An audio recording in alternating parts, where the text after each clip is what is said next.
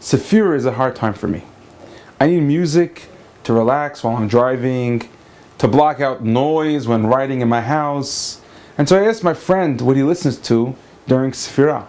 He pulled out from his car, a disc, a CD of Rabbi Shlomo Arush. The name of the disc was Stop Complaining. Tafsik lehitbachyen. My friend told me that he listened to this disc more than 5 times, and it has helped him tremendously. He must have it back. Rabbi Arush in this disc asks a question. But first, he precedes with a fact. The fact is that the Torah is not a storybook. The Torah is a way of living. And we need to take each Devar Torah and ask ourselves, how can this Devar Torah affect me personally? I like this introduction of Rav Arush because that is why I started my articles of thinking about me. Because I believe that all the answers of life, all the self-help tools of the Gentiles is all in the Torah. All on a deeper and more true level. We just need to pay attention to it, to apply it and appreciate it. In Parashat Shlach, the Jews got the worst punishment ever. Until today, we're still suffering from this punishment. The Jews, because of the speaking bad about the land of Eretz Yisrael, for crying about their situation, the whole nation, from age 20 and up, died for 40 years on Tisha B'Av. And, until today, we still suffer from Tisha B'Av. We still suffer. Every year we fast on Tisha B'Av because of that episode. Why were the Jews punished so severely for just crying about their situation? Or just speaking negatively about Eretz Yisrael? How could it be that for just crying about their situation, the Jews got punished more severely than they were punished for serving the golden calf at Mount Sinai? The answer of Arush gives is a life changer. He says that when a person cries about his situation, he is doing the worst possible thing. Hashem gives you so much. Did you ever thank Him for what you have? As much as you cry for what you don't? Why do you believe that you are so deserving? Who are you anyway? Why just because others have something and you don't, does that mean that you were not dealt with fairly? This is the root of all sin. This is what we say in Tachanun. Velo shava lanu. That we regret feeling that life is not fair.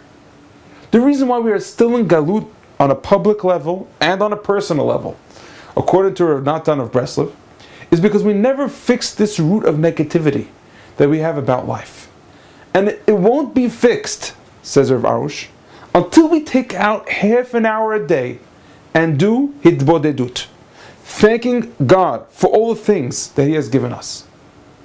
I said to myself, I feel that I'm not appreciative to God enough.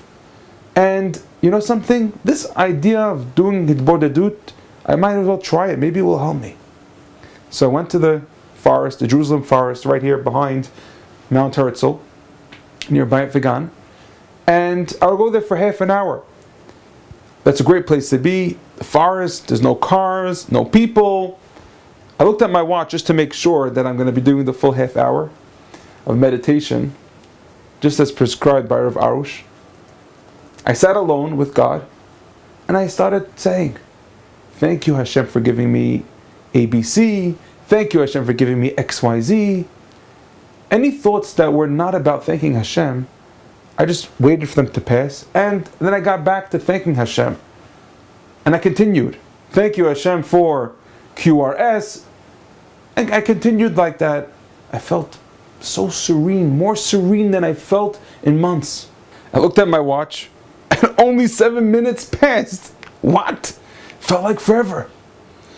I started looking around, maybe somebody's coming, maybe they're going to think that I'm Breslov. I suddenly realized that there were mosquitoes that also wanted to join me for my hitbodedut in the forest. Felt very uncomfortable. But that experience was a very, very powerful one. I didn't want to totally give up Rav Arush's advice. Instead of sitting in the forest, I started walking through the forest and thanking Hashem for all that He's given me. I found that this is one of the greatest stress relievers I have at my disposal in my arsenal. Then I realized that there are other things that I can meditate on that could also relieve me of my stress. I realized that I could meditate on all the things that I was wrong about.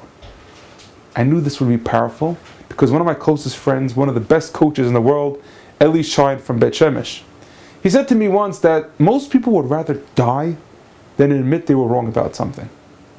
This is something else we are trained to do in Tachanun, to get used to saying every day, I was wrong.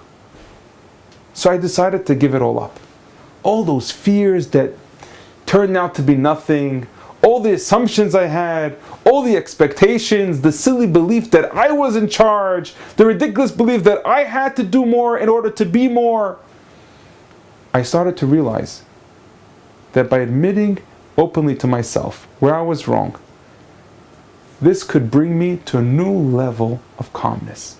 Because one of the greatest things that keep us doing the wrong things in life is that we have done those things for so long without admitting to ourselves how wrong they were. We continue to support our old beliefs for the only reason that we naturally don't want to admit that we were wrong.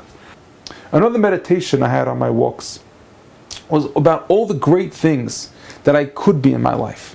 All the great things that I could change, that I could achieve, and that I could be. And how I would feel if I became the me I wanted to be. This one activity, going for walks and meditating on a single positive pathway of thinking, helped me deal with and overcome the things that I was never able to overcome before. And most importantly, it brought me closer to my Creator. It is amazing how one single Dvar Torah, if you live it, if you take it and you internalize it, it could change your life. And it could bring you a real personal Geula.